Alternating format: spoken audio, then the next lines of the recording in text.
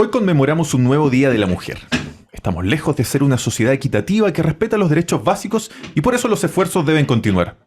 Se trata de reconocer que históricamente las mujeres han tenido que enfrentar discriminación, disparidad, opresión e injusticia y que la lucha por una sociedad más igualitaria continúa.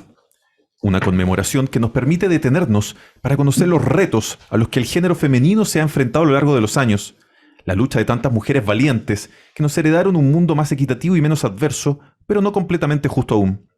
También es un día para considerar que la misoginia y el machismo tienen un lugar constante en nuestra cultura. Darnos cuenta de que muchas veces formamos parte del problema y permitimos que los discursos dañinos se repliquen e incluso los repetimos nosotros mismos. Es un día para hacer énfasis en la importancia de una búsqueda que aún no termina y resaltar las injusticias a las que se enfrentan las mujeres y las niñas. Reflexionar sobre cómo vamos y qué es lo que nos falta por hacer para ser factores de cambio en nuestros círculos de influencia. El Día Internacional de la Mujer es un día para que todos seamos conscientes de las situaciones que se viven a nuestro alrededor y activamente nos involucremos en crear un mundo más justo y equitativo. Nuestras voces son importantes porque si queremos cambiar el mundo, necesitamos más palabras. Soy Jorge Andrés Pomar y ya comienza Chile Público.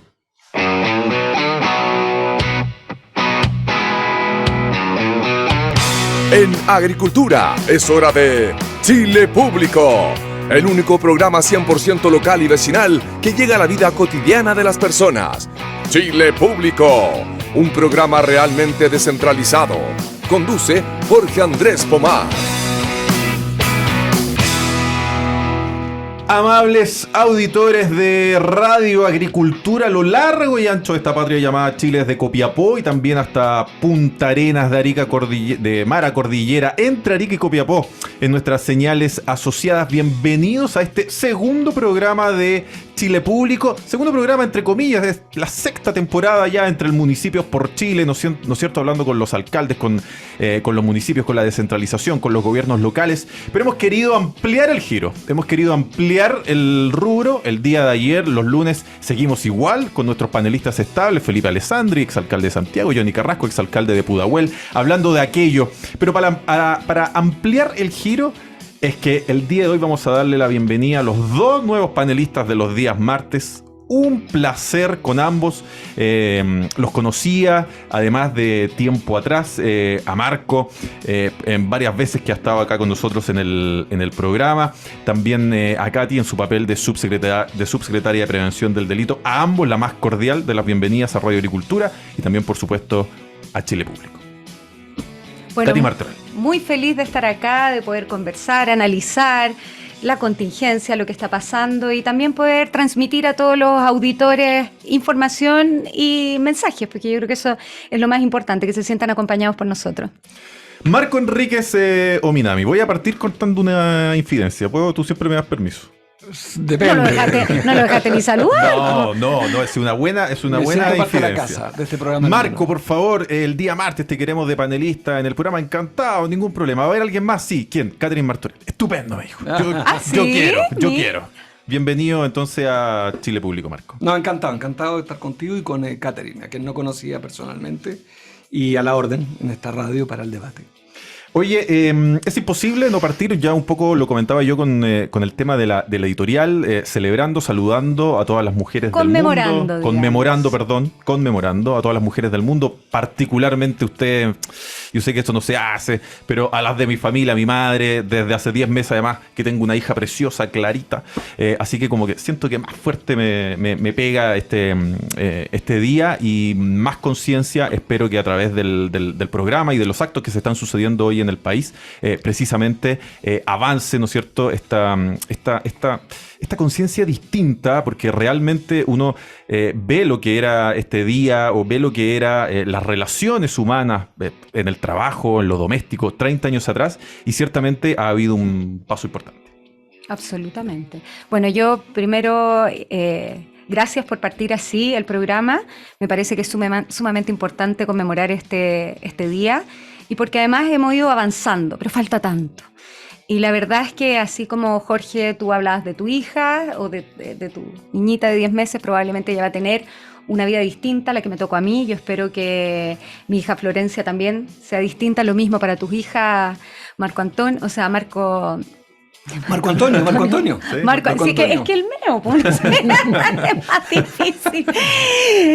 Marco, más fácil. Pero también espero lo mismo para tus hijas y creo que en Chile, por lo menos hace 8 años que ya los movimientos feministas se han empezado a levantar fuertemente. Creo que hemos logrado ir generando conciencia sobre eso. A mí, por lo menos en mi vida personal, me tocó ganar un 30% menos que una persona que hacía exactamente lo mismo que yo por el solo hecho de ser mujer. Hemos ido avanzando, pero falta mucho, mucho por hacer y por eso es importante que esto no solamente sea conmemorado por las mujeres, sino también por los hombres y que los hombres comprendan la importancia de avanzar en la igualdad de derechos y también en el mucho daño que hace el machismo, no solamente en nuestra sociedad, sino en el mundo entero. Oye, en tu pega anterior como subsecretaria de Prevención del Delito, que literalmente es como la cara de la ley, ¿ah? Y uno veía cualquier hecho de conmoción pública relevante y ahí estaba la subsecretaria Catherine Martorell, ¿no es cierto? Y dialogando permanentemente con las policías y buscando además soluciones en conjunto de prevención con los municipios. De hecho, por eso nos topamos, ¿no es cierto?, varias veces. ¿Tú notaste alguna diferencia por el hecho de ser mujer en un cargo que necesita empoderarse tanto? O sea, primero, existe hoy día una diferencia entre subsecretario y subsecretaria y es bastante evidente. Si uno tiene reuniones, se va a dar cuenta que a los subsecretarios se les trata de subsecretario y a las subsecretarias por el nombre. Eso es algo común. Pasa mucho con las ministras, ministros, no sé, ahí Marco, en tu experiencia, quizás con los parlamentarios en su minuto, pero ya existe una diferencia y es muy triste cuando las mujeres tienen que cambiar su forma de ser o de actuar para tratar de validarse en un mundo que pareciera ser más de hombres. A mí me gusta mucho la feminidad, la defiendo, creo que ese es nuestro aporte a la sociedad, que esa diversidad hace que sea mucho más maravilloso lo que podemos construir. Y por eso siempre me negué a tener una actitud un poco más fuerte o más dura. O sea, soy lo que soy y de esa forma actué siempre, pero sí muchas veces, lamentablemente, tuve que pegar alguna que otra parada de carro frente a situaciones que parecían normales o estaban normalizadas y que no lo son. Y yo creo que eso es de mi cargo, pero yo creo que a la mayoría de las mujeres en nuestro país le ocurre en las distintas esferas en las que se desarrollan. Marco, a ti te pasa algo parecido a mí, somos el rey de la casa, vivimos con puras mujeres, ¿no es cierto? Qué rica tu guagua, la vi hoy día, me puse de bollerista. Muchas gracias. Vi la foto de la guagua, saludo a Clarita María. Gorda, exquisita. Siempre se ríe Clarita, es impresionante. Que ríe gozando esta. ¿Tiene un año? ¿10 meses? 10 meses. Exquisita. 10 meses tiene la Clarita sonrisa, María. vean que la publicita. Clarita María. La sonrisa más agradable del mundo. Tú estás influenciando en las políticas públicas como diputado, pero de manera, yo te diría, más con mayor ímpetu desde las distintas candidaturas presidenciales que te ha tocado enfrentar, ¿no es cierto?, desde el 2009. En ese mundo, ¿cómo crees que ha avanzado el tema en sí de la mujer, como decía Katy, ¿no es cierto? ¿Puedo complementar esa pregunta también con la carrera política? Porque yo creo que tu paso por el Congreso, también por la televisión, o sea, yo creo que ahí hay mundos súper interesantes donde también ocurre mucho, o hay mucho machismo.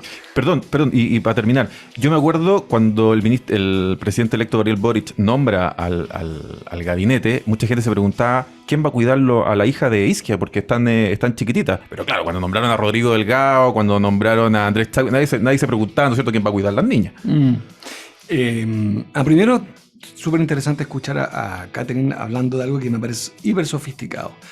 Que las mujeres en política tienen que representar un tipo de identidad más dura, que a veces efectivamente las hace menos amables, pero tiene que ir con la explicación que la dio de manera bien perfecta Catherine, que es el deber de defenderse en un mundo bien salvaje. Yo en la Cámara de Diputados parto por ahí muy breve, porque fui el primer diputado de la historia de Chile en presentar la ley de aborto. Y soy hombre. Y ninguna mujer quiso firmarla. O sea, mira el mundo en que está hablando del 2006, junio del 2006, mayo del 2006, junio. Ninguna diputada del Partido Socialista, PPD. Ningún partido. Que además en esa época era mucho menos. Pero ninguna mujer quiso suscribir la ley.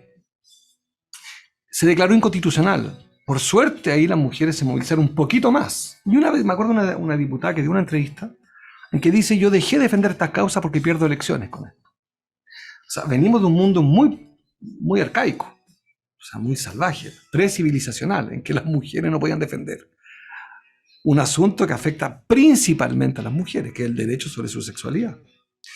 Entonces yo te diría que hemos avanzado muchísimo, porque hoy día son las mujeres las que, hoy día misma Catherine, provocan el debate en materia de género. Y me parece que Claro que es compartido. Creo que hay una discusión bien larga si uno tiene derecho a ser feminista o no. Yo me defino feminista en tanto. Me parece perfecto. Fui educado por puro, una madre soltera, la primera diputada de Chile es mi tía, es Inés Enríquez, o sea, soy heredero sin mérito alguno de una tradición de mujeres líderes contra viento y marea. Y sí me parece importante, simplemente para cerrar, que en la actualidad el drama del género es aún más grave. Ya no porque, y debo reconocer que yo soy muy crítico de tu ex jefe, y por respeto a ti no voy a ser más duro porque soy muy insolente con Sebastián Piñera, pero debo decirte que Piñera en eso no estuvo mal. Está en la pauta el tema del legado. Es que yo sé, pero como está Caterina, a quien yo respeto, y no quiero incomodarla porque tengo la opinión más atroz que te puedes imaginar, y sería mal educado ponerle adjetivos, como lo hago siempre, y voy a tratar de ser más tenue. Pero a lo que voy, que en materia, debo decir que en materia de derechos sexuales y reproductivos, y en materia de matrimonio igualitario, del cual también soy el primer diputado de la historia en presentar la ley, Piñera tuvo un mérito. En eso no retrocedió, o sea, no se asustó con eso. Acuérdate que teníamos hace 15 años los arzobispos dando entrevistas en los diarios, estableciendo lo que era el bien y el mal. O sea, yo no soy católico, vengo de familia católica, Piñera es católico, no voy a poner ningún adjetivo de tu jefe, pero creo que en eso no estuvo mal. O sea, no estuvo mal que la derecha alguna vez abriera un poco el alma a este debate. Yo voy más lejos, tú sabes que estoy por el derecho al aborto libre, sin causales, exactamente. Libre tiene una pequeña connotación, pero estoy de acuerdo. Es lo que tú dices, la libertad de elegir. No quiere decir que yo proponga ni un aplauso ni un premio por abortar. Estoy diciendo que las mujeres, al igual que tú y yo, Jorge, Andrés... ¿Con algún límite de semana? Evidente. Y en mi caso eran 12 o 14 semanas. Ahora vi que en Colombia llegaron a 24 semanas. Ahí no me alcanza, no me puse a estudiar el tema, pero a lo que voy para cerrar es que simplemente lo conectaría con el COVID y con lo que estamos viviendo. América Latina y Caribe, si hay un mundo golpeado por el virus, son las mujeres. O sea, absolutamente. En materia de empleo hay que rechequear los datos. Yo estaba bien al tanto de la campaña presidencial, pero te puedo afirmar con cierta facilidad que hay que cerrar los ojos en materia de acceso a la pega. Las mujeres están en 1990. O sea, no estamos en 2022. Antes del COVID estábamos a 8 años. Exacto. O sea, ahora retrocedieron. Si dentro de las más golpeadas, el término es bien poco apropiado porque las golpean mucho, pero en términos económicos, las más afectadas son ustedes. Absolutamente. Catherine Bartorell, tú dices, había un trato incluso distinto. A nosotros nos decían por el nombre y no nos trataban de subsecretario. Bueno, que dices que además que todavía. Eso es porque derechamente tú sentías que te miraban en menos solo por el hecho de ser mujer, o en los gobiernos siempre se da. De hecho, lo vimos también aquí con el gobierno electo, que la futura ministra vocera, Camila Vallejo, decía: me estoy recién acostumbrando a no decirle Gabriel. Bueno, a veces también puede ser producto de, seguramente tú conocías la inmensa fauna que estaba habitando la moneda estos años. No sé, pero he escuchado poco, por ejemplo, decir ministra del Interior Isquiasiche, y he escuchado mucho decir Isquiasiche. O sea, a mí esto es súper transversal, no tiene colores políticos, me parece que es un tema que se da, que es parte de la cultura, y es también alguna de las cosas que tenemos que trabajar y que tenemos que seguir cambiando. Y eso pasa también a las empresas, o sea, es absolutamente transversal. Y sí, me pasaba con mis compañeras que eran subsecretarias, que cuando estábamos en reuniones era el subsecretario y el nombre de la subsecretaria. No me preguntes por qué, pero nosotros tenemos un montón de formas, y por eso los cambios culturales son tan importantes, un montón de formas que tienen esta costumbre diferenciadora de género. Y eso a mí me parece que es complejo, porque finalmente terminas obligando a la mujer a actuar de otra manera o a decir, ¿sabes qué? Soy subsecretaria. Y es un mal rato innecesario, digamos. Marco, a propósito también de un poco tu experiencia con el tema y llevarte al plano, siempre nos gusta a nosotros mirarnos hacia afuera, ¿no es cierto? Imagino que en el grupo de Puebla, el cual a ti te toca, no sé si coordinar, podríamos decir, ¿sí? ¿Está bien dicho, no? Sí, está bien, perfecto. Que te toca coordinar el grupo de Puebla. ¿Hay algunas políticas públicas que tú has identificado en otros países que te pueden hacer sentido en el tema de la mujer para Chile? Sí, te diría, bueno. Porque, por ejemplo, dijiste, a mí no me calza eso de las 24 semanas. No lo he estudiado del todo, pero no me calza las 24 semanas en el caso del aborto en Colombia. Bueno, yo creo que en el caso de México, en el caso de Argentina, en materia de género se han pasado cosas. En Argentina se creó lo que en Chile tenemos adquirido hace muchos años, un Ministerio de la Mujer. Argentina no tenía. O sea, a mí me encanta que lo pregunte. Creo que lamentablemente a los auditores les importa un carajo este debate, porque a Chile no le importa América Latina. A Chile le importa más Ucrania, le importa mucho más Suiza, Inglaterra que Bolivia. Si uno les dice, mire, hubo un golpe de Estado hace 12 meses en Bolivia, te dicen, no sabía. Claro, un golpe de Estado. Pero Está presa, de hecho, está presa, que la hay todo un golpista. tema ahí también, si merece estar presa o no merece estar presa. Bueno, presa preventivamente, Pero por ahora claro, está en los pasó plazos. al lado, digamos. Pero fue golpista. Pero es otra discusión, estoy de acuerdo. Pero te agradezco mucho la pregunta porque la hacen poco. No, yo creo que hay experiencias comparadas interesantes en el caso de México, en el caso de Argentina. En el caso de México tiene valor porque el presidente no es particularmente un promotor de estas políticas, y es más bien su coalición la que es súper feminista, que se llama Morena, se llama Morena, Movimiento de Regeneración Nacional. Eso ahora también, no quiero nombrarlos, pero hay otros casos de otros líderes que, siendo progresistas, todos tenemos nuestros demonios que son totalmente antiaborto. También tenemos gente de izquierda, católica, confesional, antiaborto. Líderes, te estoy hablando, gobiernos. Ahora, Vivimos en eso. Yo creo que se puede ser feminista y estar en contra del aborto. Sí, por supuesto. Yo tengo soy un poco más duro que tú, pero a mí, ¿sabes lo que me pasa? Que serán los golpes, las cicatrices, será la historia, pero yo por lo menos me hipercansé de la etiqueta. O sea, no te autorizo a definirte feminista. No lo haría nunca en este programa, porque si vamos a compartir varios lunes, o martes, perdón, nunca aceptaré en mi propio caso. Me pasó toda mi infancia en la universidad que me decían, tú no eres de izquierda. ¿Por qué? Porque tu papá es ministro. Mierda, le dice. O sea, yo a partir de ahora, cuando dije ser ministro, soy de izquierda, mi papá era ministro de Economía. Entonces me decían, tú no eres de izquierda. Y ahora no eres de izquierda porque vives en el barrio alto. No eres de izquierda porque estudiaste en colegio privado. No eres de izquierda porque no fuiste exiliado en Cuba, sino que en Francia.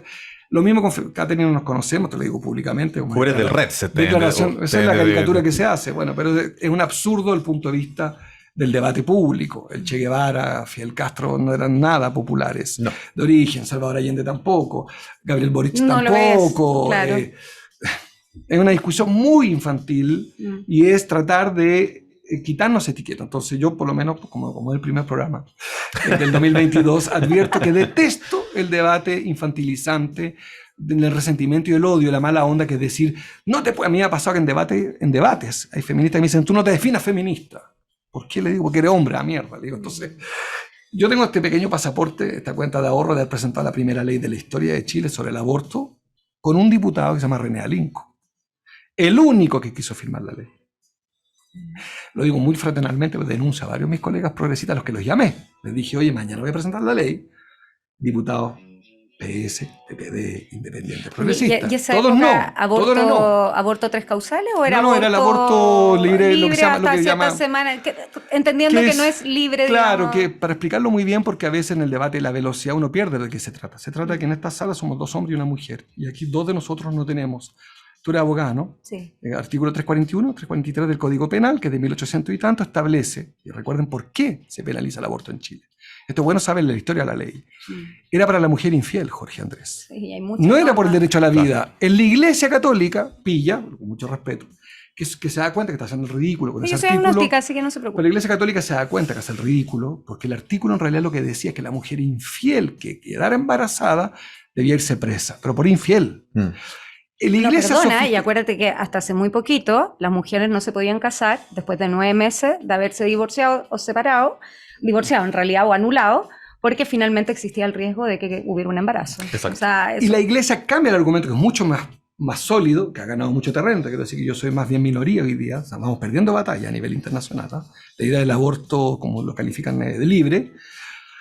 Y la Iglesia cambia el argumento, esto es re interesante, y dice, no, esto es un problema de derecho a la vida. Y entonces nos mete en un debate súper complicado, que es cuándo empieza la vida. Y a mí ahí han ido que un debate que no se resolverá científico, nunca. filosófico, tú lo puedes religioso. tener legalmente, digamos que está resuelto legalmente, pero eso tampoco te resuelve ni lo valórico ni lo científico. Entonces... Pero la Iglesia es algo muy astuto en ese giro político, a propósito de codificar la política, toma un argumento que cohesiona mucho más que el derecho a la vida, y olvida este argumento que está en Chile, en el Código Penal, que establece que es la infidelidad de la mujer la que se quiere castigar. Esa es la ley que yo presenté, es decir, anúlese, no recuerdo si es ayúdame si es derogar o anular, el artículo 343, ¿no?, del Código, que decía una locura, dice todavía que es una locura, y eso es lo que después Bachelet no se atreve, Bachelet 1, establece que no es el momento, que las mujeres no están preparadas. Bueno, cito, pero si en esa época Sí, ni 2006. siquiera el matrimonio igualitario era... Claro, también nos ningún dijeron- candidato estaba disponible. Yo.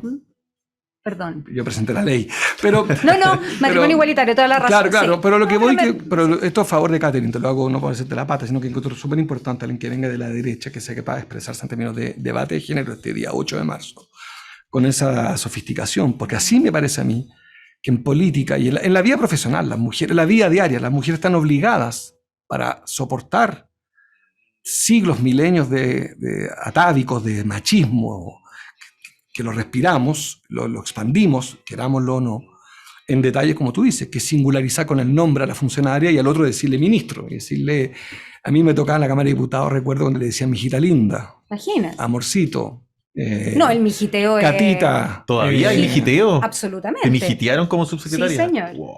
Hijita. Claro. Hijita. Hijita suya no soy subsecretaria, pero tener que decir eso realmente a esta altura del partido. Claro, no se lo diría nunca a un hombre. No. No le dirían hijito. Jamás, po. Claro, jamás le diría a un ministro a otro ministro, hola hijito. Imagínate. Oye, mucha gente está preguntando a esta hora a través del WhatsApp del programa, el más 569-8868-4923. ¿Quiere saber un poco en qué estaba cada uno de ustedes? Porque Catherine Martorell, por supuesto, te vimos como subsecretaria de Prevención del Delito. Después recibiste el llamado, ¿no es cierto? No sé si el cargo es vocera o Hacíamos hacerte de cargo de las todo un poco, comunicaciones, pero te hacíamos- integraste a la campaña, ¿no es cierto?, Sí. de Sebastián Sichel, y después también te vimos haciendo campaña, pero parte de la estructura más bien de RN, no de la estructura de campaña de José Antonio Kast, por aquella candidatura. Después de eso, ¿qué fue de Catherine Martorell hasta ahora, que por supuesto se integra como panelista de Radio Agricultura y aquí de Chile Público? Bueno, la verdad es que he aprovechado de descansar, de estar con mi familia, que es algo que realmente necesitaba hacer. Y también estoy empezando a asumir nuevos desafíos que me tienen muy entretenida, que es además volver un poco a mis orígenes. Me gusta mucho el trabajo municipal, así que voy a empezar por ahí. Y también dentro de mi partido. Así que no, estoy muy, muy contenta, muy feliz. Fueron años difíciles y tuve el tiempo también, menos mal, porque no todo el mundo lo tiene.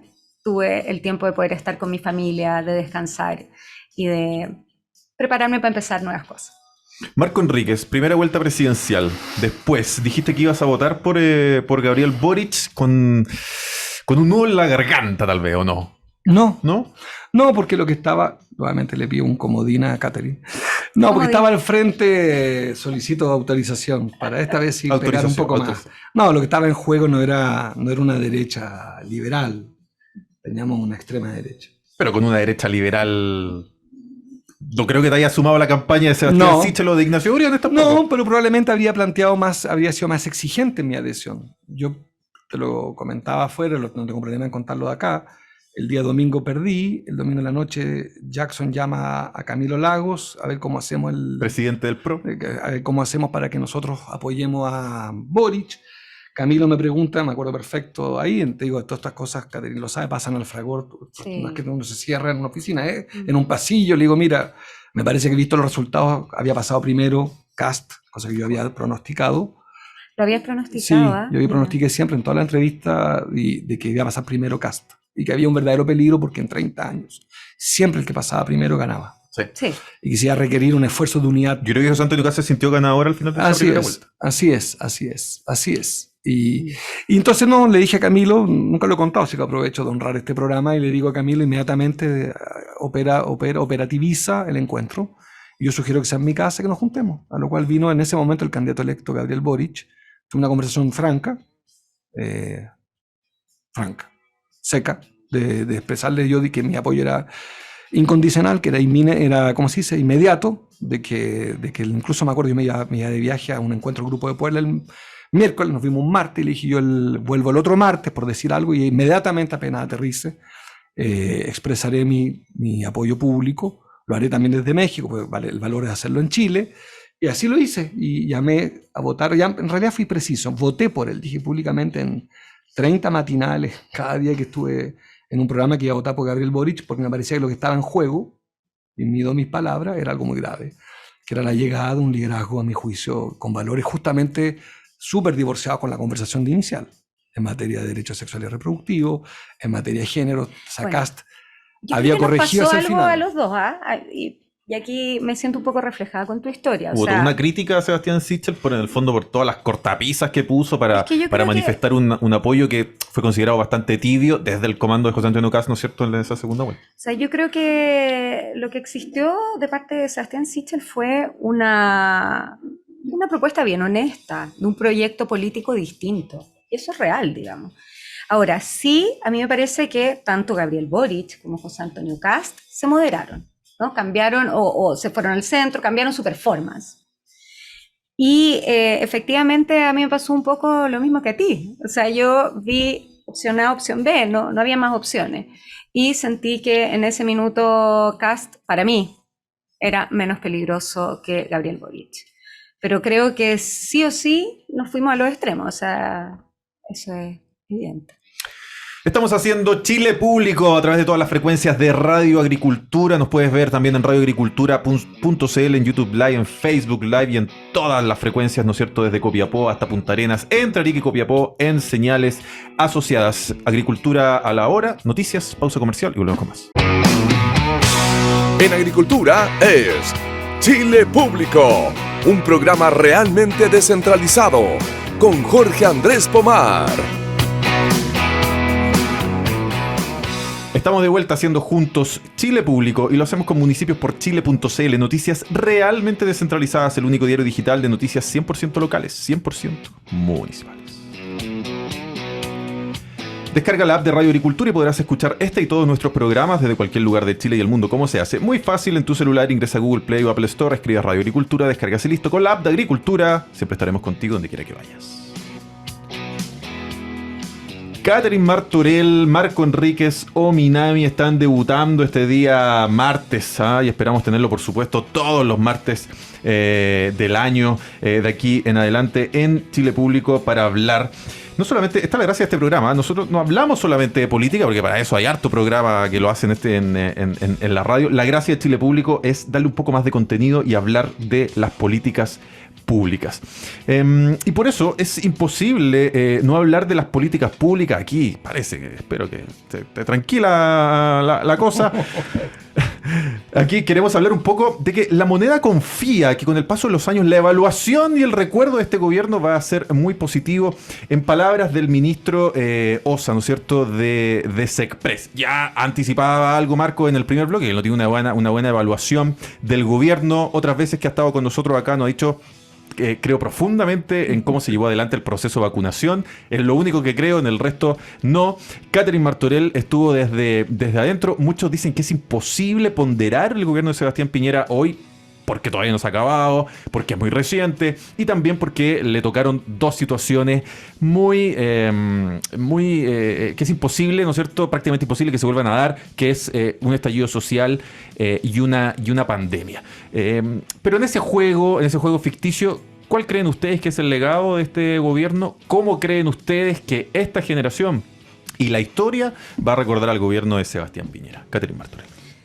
Bueno, yo creo que no sé si va a ser muy buena evaluación, pero sí creo que va a mejorar bastante. Yo creo que se va a echar de menos la gestión y eso va a ser pronto. O sea, yo creo que durante este año, porque la verdad es que es un gobierno de mucha gestión y desde la perspectiva del legado, a mí me parece que el matrimonio igualitario es un legado. Me parece también que lo de la pandemia, de todas maneras, o sea, el manejo de la pandemia ha sido bastante bueno y sobre todo el tema de las vacunas, que además quiero decir que no solamente están aseguradas ya todas las vacunas que se pusieron, sino las que se tienen que poner más adelante. Yo creo que eso fue muy, muy estratégico cuando el mundo entero estaba viviendo una situación de incertidumbre muy grande y lo sigue viviendo. Y yo creo que no tengo el número acá, pero estamos dentro de los 5 países con mayor vacunación de la población. Parecía que la evaluación del gobierno, porque en general los presidentes, Marcos, suelen remontar un poquito hacia el final del gobierno. Yo creo que la gente como que suelta la mano como ya, ¿para qué si ya está? Dicen por ahí no hay muerto, claro, malo, ya digamos. está. Pero lo cierto es que en las últimas encuestas es la evaluación más mala desde la vuelta a la democracia. Voy a partir por lo bueno. Creo que en materia de matrimonio igualitario tuvo el coraje de desafiar a su sector, Sebastián Piñera. Creo que en materia de vacunación lo hizo bien. mal manejo de información, pero en los sustantivos, en los hechos, bien. En la vacunación se puede comprobar, yo estoy vacunado 3 veces, gratuitamente, como Oye, todos ustedes. PCR y todo Y eso. PCR, Si uno mira el resto del mundo. Sí, no, indiscutiblemente eso es un proceso bien hecho, una política de izquierda, aunque les haya dolido hacerlo, pero la política de izquierda, la vacunación universal y gratuita, que es lo que nosotros hemos dicho, que en otras áreas de la vida podría implementarse esto mismo. Ya, pero reconozcamos que los países de izquierda no lo han hecho tan bien. Ese es otro debate, pero lo cómico... Una política de izquierda, pero que no funciona en los países de izquierda y funciona en los países de derecha. Depende, pero interesante que la derecha, que siempre ha dicho que le odia la universalidad, que odia la gratuidad, que les parece que los ricos no deben gozar de nada gratuito porque eso afecta a la buena fe, aquí los ricos se vacunaron gratuitamente. Porque el principio de salud pública no lo quieren entender, que se aplica a la educación pública. Bueno, el IFE en algún momento se tuvo que terminar abriendo también a la después de tres, falta un detalle, 3 aprobaciones contra la voluntad del gobierno de los retiros de fondos de pensión. O sea, la universalidad ha sido un gran trauma para la derecha chilena. Nunca han querido entender que en algunas áreas de la vida, no todas, educación, salud, es una discusión larga, pero ciertos sectores de la vida requieren políticas universales, donde efectivamente se te meten 2.000 ricos, 8.000 hijos de ricos, pero no por culpa de 8.000 hijos de ricos estás condenando a 1 millón y tanto de estudiantes a un sistema que no es digno, que los obliga a concursar, a la beca, a demostrar su pobreza. Cuando te estoy diciendo preciso, dije, educación, salud, vivienda. Bueno, yo creo que la vacuna, y en eso para volver a Piñera, yo no puedo, en eso quiero ser preciso y lo repito, duele, pero hay que reconocerlo, el tipo lo hizo muy bien. Después, él llegó con una promesa, y uno tiene derecho como ciudadano de evaluar a alguien respecto a lo que fue su plan por el cual fue electo. Se llamó Tiempos Mejores. Y uno podrá echar la culpa a lo que quiera. El hecho es que al final... Pero, a ver, seamos justos, no es lo que quiera, es una pandemia y un estallido social, no es como... No, pero estallido social, momento. Que somos responsables, no solamente en los últimos 4 años del estallido social. No, pero el estallido social le tocó a Sebastián Piñera, quien provocó y le echó benzina al fuego a Sebastián Piñera, quien manejó a la policía chilena a Sebastián Piñera. ¿Realmente crees eso? No, pero solo un paréntesis. Más allá del manejo en sí mismo, ¿tú crees que el estallido social es responsabilidad del presidente Piñera o que se venía acarreando hace años? Las dos cosas. Ya, o sea, tú dices una cosa el mal manejo, pero también esto es una... El CAE es una cosa que se fue acumulando, por supuesto. Yeah. El Transantiago, el Puente Caucao, el censo, el cual tuvo que pedir perdón al presidente de la República porque era un desastre. O sea, en fin, niveles de corrupción en ambos sectores inaceptables. Por tanto, evidentemente hay una acumulación. Pero no puede quien gobierna decir, bueno, esto venía de antes y por eso pediste. Nadie obligó a Sebastián Piñera a ser era presidente. solo para el análisis, estoy de acuerdo. A mí el argumento de los que son altos funcionarios públicos es decir, sí, pero decir, no, ¿usted está ahí porque lo obligaron? No. Usted pidió ser presidente por segunda vez. O sea, usted pidió este privilegio que yo, Marco, he intentado 4 veces y no he tenido. Entonces no me pueden pedir a mí que le diga, no, dame tu explicación. No me importan las explicaciones de Piñera, ni siquiera las justificaciones. Solo sé una cosa. Es presidente de la República, tiene un fuero, privilegio y goza de seguridad, miles de funcionarios que él eligió. Él puso las condiciones de su gobierno. Y su gobierno tuvo rechazos inéditos que llegaron incluso al margen de error de las encuestas. O sea, creo que le faltó, de los pocos gobiernos de la historia de la humanidad, que casi le gana la inflación en materia de popularidad. O sea, un desastre. Y no te hablo de la medición de encuestas, la cual creo bastante poco, me voy a referir a lo que yo pienso, mis valores. ¿De qué se trata de gobernar? Controlar. Eso significa en griego, gobernar es controlar el timón. Porque era un pueblo marino, controlar. No controló el país. Voy a la economía, los retiros. ¿Qué dijo él? Que era una locura y terminó, terminaron apadrinando el proyecto, ¿cómo era? Que era una locura y terminaron presentándolo ustedes mismos. Entonces creo que objetivamente... para que tuviera un poquito más de control, como decías tú, de gobierno, de gobernanza al retiro. El control, por ejemplo, tiene que ver, imagino, directamente con el orden público. Todos los sentidos, por eso los griegos inventaron la democracia, inventaron que una vez que tú tenías una elección, después alguien gobernaba, que significa controlar. Alguien controla, la minoría no controla, la minoría jode, para decirlo en términos más simpáticos, molesta, fiscaliza, hincha. Quien controle, quien tiene las herramientas, por eso es que el Estado le entrega un conjunto de herramientas a un presidente, que son espectaculares en el caso de Chile. Quiero recordar que el presidente de Chile no tiene un Senado norteamericano, no tiene los contrapesos que tienen otros países. Pero convengamos que el Congreso no dio ni sal ni agua. Pues ahora yo si quieren, vamos al fondo del asunto. Yo creo que sí tenemos los chilenos una responsabilidad también en este desastre institucional del cual yo creo que Piñera es el principal responsable y por eso va tan mal evaluado. Pero hay un hecho, estoy de acuerdo, y es que la elección chilena es bien loca, tiene doble legitimidad. Los chilenos siempre están convocados a votar 2 veces en el fondo, por un ejecutivo y por un parlamento. Y paradojalmente, cada vez, salvo Bachelet, que se lo farrió, sí. Lo digo con responsabilidad, se lo farrió. Siempre los chilenos hicieron una pequeña trampa. Dijeron, te quiero a ti en el poder, Jorge Andrés, pero en el Parlamento quiero que tu oposición tenga la mayoría. Con lo cual, eran 2 verdades. Piñera efectivamente le pasó eso. Tuvo la mayoría con récord histórico de participación, una distancia enorme respecto a Alejandro Guille, o sea, una paliza. Pero en el Senado de la Cámara de Diputados el país le dijo, no, mijito. No, y además aparecieron toda esta camada nueva parlamentario. Y Boric, recordemos que Boric tiene un poco el mismo síndrome. Tiene una mayoría aplastante en segunda vuelta y no tiene esa misma señal en la parlamentaria.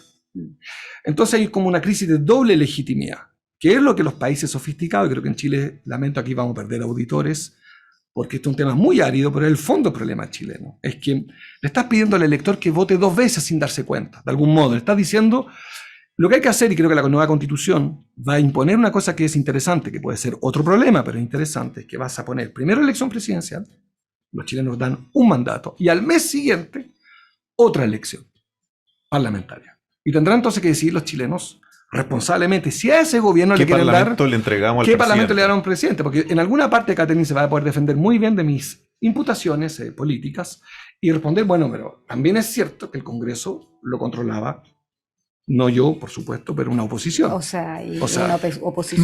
Marco de manera muy gentil, pero perdón, dicho... porque a uno se le va olvidando, pero recordemos que hubo una época en que eran todas las semanas interpelaciones y acusaciones constitucionales. O sea, además está decir que hubo 2 acusaciones constitucionales en contra del propio presidente. O sea, claro. No, fue un congreso muy duro. Marco de manera muy gentil, pero por lo menos yo lo entendí de esa bien concreto, hacía alusión, y por eso yo pregunté 2 veces al tema del control. Usted, señorita Martorell, estaba finalmente radicada en el Ministerio del Interior en la Subsecretaría de Prevención del Delito. No era en sí el orden público, ¿no es cierto? No, lo de la prevención del delito. Qué bueno aclararlo, digamos, porque... Eso depende directamente de la Subsecretaría de Interior. Pero imagino sí estaba al día, en el fondo, de las cosas que sigan sucediendo en esa vorágine de explosión social, pero también de violencia, ¿no es cierto?, que azotó el país. A mí lo que más bueno, obviamente fue una experiencia sumamente dura. Hoy día ya con más distancia, ahora creo que falta mucho todavía por analizar y aprender de lo que vivió Chile ese 18 de octubre y los días previos y posteriores. Yo sentí en un minuto que fue como un grito contenido, y después empezamos a vivir algo que lo encuentro muy complejo, que es la violencia en general. O sea, vimos aumento de la violencia en la forma de tratarse entre seres humanos, aumento de la violencia en lo delictivo, aumento de la violencia, o sea, hubo y eso siento que todavía no logramos suavizarlo, canalizarlo, reencontrarnos, esto acompañado de desconfianza, pero no es solamente la violencia en contra de las instituciones públicas o instituciones políticas, sino que además violencia entre personas. Y eso yo encuentro que es algo muy complejo y algo en lo que hay que trabajar. Marco, tú hiciste algo de alusión cuando estábamos hablando, ¿no es cierto?, de lo que había sucedido en medio del gobierno del presidente Piñera, y para paliar esto del IFE universal, ¿no es cierto? Hiciste referencia a los retiros. Tú estás solicitando además un nuevo retiro. Yo también estuve viendo tus redes. ¿Tú eres periodista? No, yo soy licenciado en historia. Bueno, algunos periodistas deben aprender de ti, tu rigor.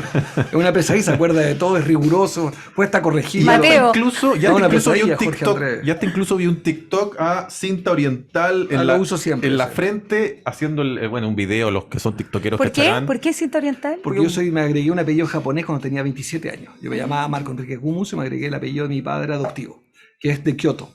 Y tengo obsesión con la cultura japonesa desde que tengo memoria de toda mi vida, el cine japonés, y me encanta. Entonces, en momentos relajo me tomo la cabeza con sentido japonés en mi casa. La gente se pone un pañuelo y me pongo eso. Oye, para los amigos tiktokeros, hay una especie de silbido que uno llama a X cosa, y Marco llama en el fondo a este nuevo retiro. Tomando en cuenta que hubo IFE universal, tomando en cuenta que se alargó el IFE laboral, tomando en cuenta las tasas a las que ha tenido que escalar el Banco Central. Los créditos hipotecarios son los más caros, por ahí leía la noticia, de los últimos 15 años. Lo mismo en los créditos de consumo, la economía está caliente. ¿Por qué insistir con un nuevo retiro? ¿Por qué insistir que las personas paguen por algo que tú mismo además estás diciendo antes? A la derecha no le gustan los derechos sociales, universales. Entonces sociales y universales. Entonces, ¿por qué de nuevo marcar a las personas individualmente para atender una necesidad que yo entiendo es puntual, no es una necesidad de 50 años? Es muy inteligente la manera en que lo formulas. Si me permiten un minuto. Los retiros, efectivamente, cuando uno los defiende, está defendiendo una idea que más bien de derecha.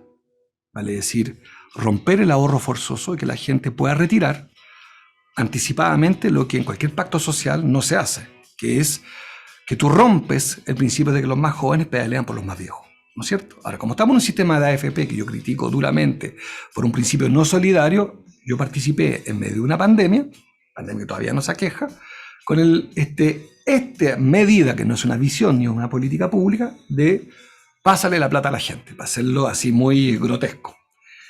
Yo estoy convencido que la economía, si no tiene un elemento moral, es pura matemática. Y que la economía, por tanto, es profundamente política. El caso de la guerra de Ucrania demuestra que la economía es pura política. El precio del petróleo lo pueden controlar. Fíjate cómo todo tiene que ver con la política. Y creo que el quinto retiro es una enorme herramienta política para presionar a la élite económica, para obtener otras cosas. Si no hubiese habido primer retiro, no habría habido IFE de 65.000 pesos decreciente. Si no había segundo retiro, no habría habido probablemente el bono clase media. Si no fuese por el tercer retiro, no habría habido IFE universal. O sea, los retiros son el antecedente de todas las políticas públicas de este gobierno. Una corrección, por favor, aguántame. Sí, por favor, todo. El tercer retiro, el IFE fue antes del tercer retiro. De hecho, una de las cosas que más se dijo fue, oye, pero llegamos a los mínimos comunes antes, y se le criticó mucho incluso a Yasna Proboste, que además se manifestaba en contra de este retiro, y cuando fue candidata cambió de opinión y ya había IFE universal. La aprobación, pero no el debate. El tercer retiro había comenzado en noviembre. Claro, pero ya estaba dentro de los mínimos comunes. Estaba establecido. Pero ustedes reaccionan a la enorme popularidad del tercer retiro. Y ahí aflojan el mes de marzo, efectivamente se aprueba después. Pero si no fuese justamente por la enorme dinámica de un tercer retiro, es que no habría habido esta discusión técnica en el gobierno, que nos costó mucho explicarle el punto, pero que así la todo línea de la pobreza, ya estaba el IFE universal. Pero si no fuera por el tercer retiro en términos de propuesta, o sea, lo que quiero decir, yo no soy corralero, pero de algún modo, además no está de moda, y además estoy bastante en contra, pero tiene que ver con cómo nos fuimos yo no soy parte de la oposición que tú conoces, pero los opositores, fuimos correteando al gobierno. O sea, ¿hay una segunda intención en este caso? Exactamente, a eso voy. ¿Cuál es? La herramienta política de decirle al presidente Boric, mire, usted tiene más sensibilidad social que el presidente Piñera, puesto que usted siempre defendió el IFE universal y usted siempre votó por 4 retiros. 3 que se aprobaron y el cuarto con un discurso... Cuarto que además cambió de opinión completamente. Entonces, a mí me parece el quinto retiro ayuda al presidente Boric, porque lo obliga, y también ser... propositivos, también poner propuestas que pasen un poco el tejo, porque efectivamente el quinto retiro tiene muchas desavenencias. O sea, muchas. Los economistas de izquierda han dado una lista no menor, ¿no es cierto? Pero eso vamos desde el segundo retiro con esa conversación. De todas las consecuencias negativas que trae... Economistas... Que traen los retiros. Pero uno vendría siendo el ministro de Hacienda, nuevo. Ellos son un tipo de economistas que siempre han participado de un tipo de debate público. Habemos otros que, tal como tú eres licenciado en Historia, soy licenciado en Filosofía, he participado del debate económico más intensamente en los últimos 10 años.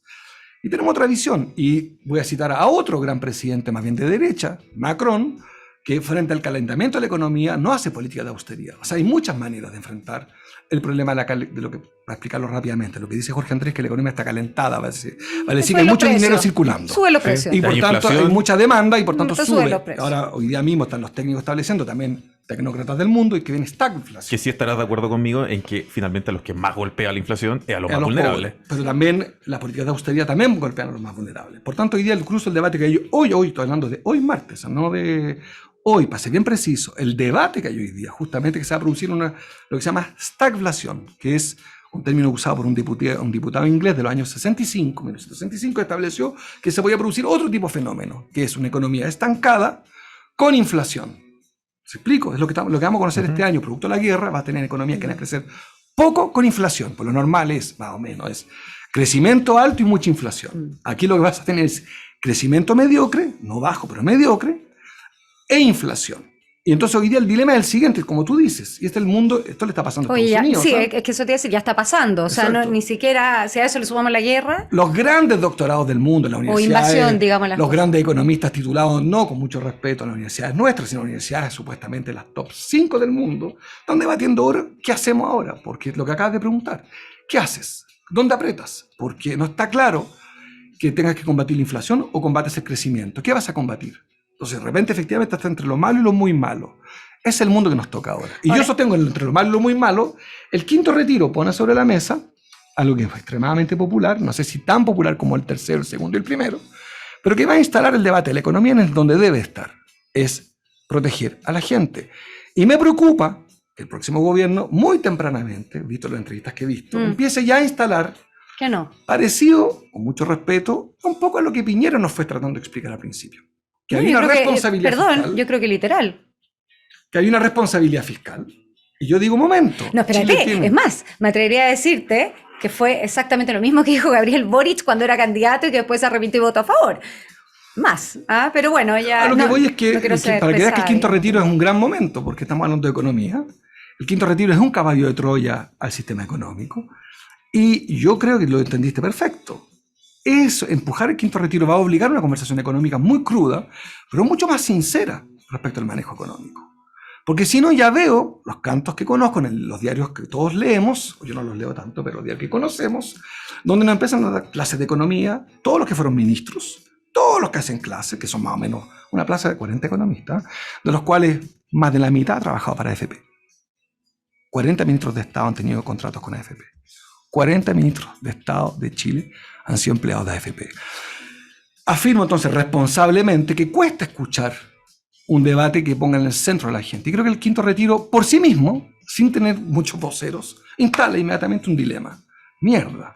Vamos a seguir con Pamela Giles encumbrar la encuesta con un, las encuestas valen con un quinto retiro. Vocero, da lo mismo. ¿Quién es presidente de Chile? No, precisamente el que atacaba a Pamela Giles durante eso me parece, con mucho respeto, yo creo que eso es espuma. Da lo mismo todo eso. Yo estoy casado con periodistas, así que lo digo con mucho respeto, pero el arte del periodismo es rellenar, pues ya se cree, noticia, la U, Colo-Colo perdió con noticia. No, Colo-Colo ganó, Colo-Colo no pierde, Colo-Colo no pierde. Perdóname, pero Colo-Colo no pierde. A ver si metió un gol yo, yo soy chuncho. Olvídate los chistes que me llegaron, los memes que me llegaron ayer. Oye, ya, raya para la suma, se está acabando el programa, ahí ya me hizo todas las señas Marcelo, pero... Uy, se me pasó. Pero raya para la suma. Tú planteas entonces que este quinto retiro es importante porque empujo el debate, es importante porque obligo al gobierno a una segunda acción que es volver a proteger a la gente en un escenario en donde no sé si el crecimiento estancado y la inflación, ¿cómo van a conversar finalmente? Un dato. Y el quinto retiro en esas condiciones sería algo positivo. Totalmente. No solamente de discutirse, de aprobarse. Yo espero una mejor oferta. Lo dije en otro video que no has visto, porque veo que no eres un buen seguidor mío en TikTok. En otro video planteo... Oye, yo no tengo TikTok, me siento tan out. Es que vi el Instagram, porque lo subiste para también Instagram. El último que vi estaba en Instagram. Pero lo que voy es que, bueno, si hay algo, justamente el gobierno tendrá que poner sobre la mesa algo mejor. Yo creo que, además, este gobierno va a enfrentar una cosa y en eso hay que ayudar a este gobierno. Yo quiero ayudarlos desde esta radio, desde la voz pública. No quiero ser ni funcionario. He dicho claramente que no quiero ningún cargo. Dicho esto, embajador en Francia. Por ningún motivo, dejo claro que por ningún motivo no quiero ningún cargo en este gobierno, pero sí quiero ayudarlo en algo. Es que viene muy feo todo. Este gobierno tenía como propuesta, yo proponía un subsidio a los combustibles y ellos decían que era lo contrario, que había que subir el precio de los combustibles. Pues bien, la realidad va a alcanzar al gobierno porque los combustibles se van a disparar como nunca. Ya el petróleo está en $140 el barril. El pico fue 147. Ya está subiendo semana a semana por el gas porque subió ya terminó el 60%. El subsidio anterior. Están subiendo del 60% en una semana los precios. Lo que viene ahora es, desde el punto de vista de los precios, un drama. Y ahí va a venir la pregunta que le veremos en otro debate, es ¿y qué haces? ¿Dónde apretas? No, pero efectivamente el programa de gobierno Gabriel Boric era ir aumentando los precios de los combustibles. Entonces, es un problema. Vamos a tener nuevo gobierno el próximo martes cuando estén sentados aquí nuevamente. Marco va a estar por Zoom, me avisó, ya le vamos a preguntar ahí dónde va a andar. Vamos a tener nuevo gobierno y esta y muchas otras más preguntas se van a estar dilucidando. Por lo pronto nos vamos con municipios-por-chile.cl, noticias realmente descentralizadas, y también recuerda descargar la app de Radio Agricultura. Chile Público, un placer tenerlo en este programa debut a los Un panelistas. gusto conocer a Catherine. Igualmente, Marco, y muy contenta de estar acá. Gracias, Jorge Andrés. Nos vamos. Chau. En Agricultura fue Chile Público, un programa realmente descentralizado. Conducción Jorge Andrés Pomar.